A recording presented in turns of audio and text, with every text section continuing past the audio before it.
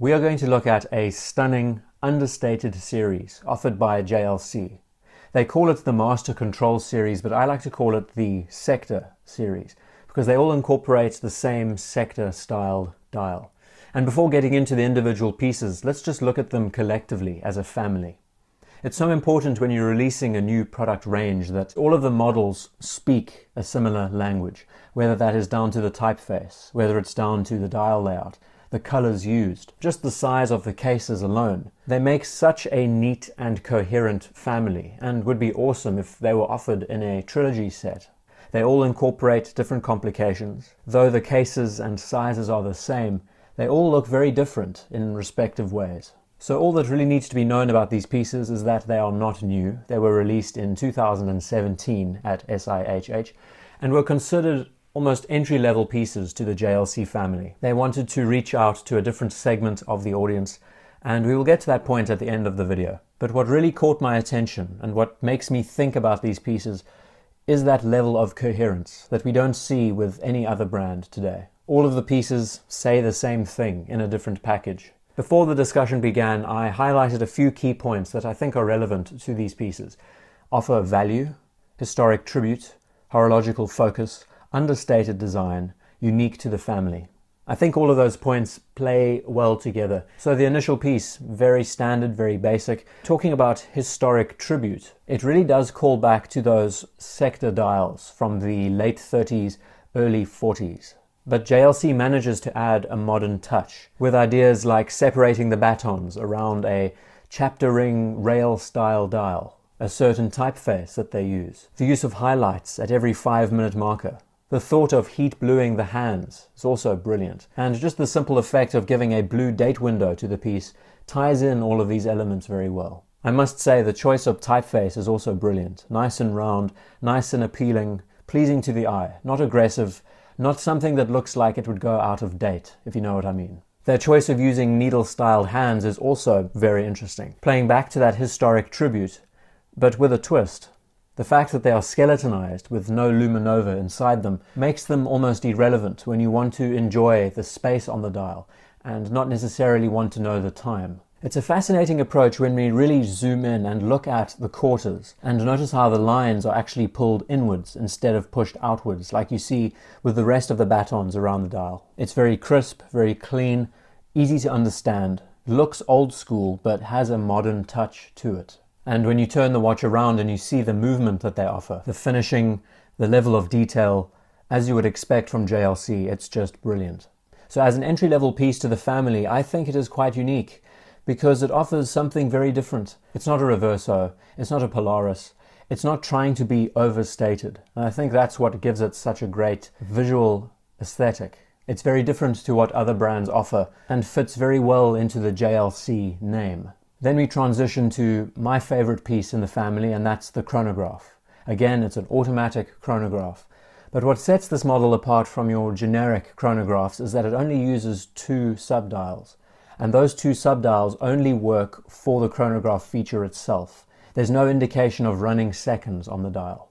So what does that mean? Well, as an automatic watch, you're wearing it all day, you don't need to worry about running seconds so much. But again, this styling, this choice of using only 2 sub-registers and then seeing that sector dial and how well it's been laid out, it again plays back to the old school aesthetics that we used to see. There is so much symmetry with this piece. And another element that needs to be emphasized is that when the chronograph isn't being used, all of the hands, the sub-dial and the main hand in the center, they all align vertically. You won't see one of the hands moving out of place. Everything is symmetrical. The choice of using blue highlights again on the tachymeter at the 5-minute markers, all the markers inside of the subdials. It's so effective in its simplicity. And then of course you have the sector ring that runs around it too. It has to be one of the most symmetrical chronographs I've ever seen, and it's always caught my attention and kept my attention for that reason. Another interesting feature, referring back to those needle-styled hands, the fact that they are skeletonized allows you to read the time and the chronograph without much interference. Again, the way the hands have been arranged and positioned allows you to enjoy all of the details on the dial without being hung up by the heaviness of the hands. Finally, the real heavy hitter is the Geographic. It takes elements from both of the watches, but incorporates it in such a way that once again, you have this level of symmetry to the dial that is unmatched. Beautiful layout, having the 3, the 9, the 12, and then underneath you have a world time indicator and a dual time. It's an extremely complicated movement. Of course, it's the most expensive movement of the 3. But what it allows you to do is set a current time, a reference time, follow another time zone. It even has a small 24-hour scale offset. So even though the watch is so complicated, it looks extremely simple. I would say color has a lot to do with that. We notice that the typeface is all in blue. Again, 5-minute markers, you have the blue highlight. A large blue arrow that indicates your time zone that you're looking at. The sheer symmetry of having the 3, 9 and 12 together doesn't overcrowd the watch. And the bonus of the skeleton hands once again is that they do not take up any weight on the dial whatsoever. So collectively as a package you can see that they all offer something unique and different. Together they make for a superb family. And I guess what gives them such an edge is that they are very utilitarian in nature. They appear to show themselves off in a different way. They are not trying to be outlandish. They are really not trying to outshine the rest. They are very understated. Perfect watches for university students or someone who's just started a new role. They aren't watches that really draw attention to themselves. Meanwhile, you have a watch that is so competent, has an exceptional movement, made by a manufacturer that focuses on horology for the most part. And I guess when we really get down to it and look at the basics and highlight the elements on the pieces, they understand what they are. They aren't trying to be anything more or less than just being plain, ordinary, simple, using very classical motifs, understanding where the appeal is for the historic references, but in the end making them look modern and essentially timeless. It's surprising that these watches haven't had enough coverage. Now maybe that's because these pieces aren't exactly focused towards the enthusiast. These watches are quite banal and simple when you think about it.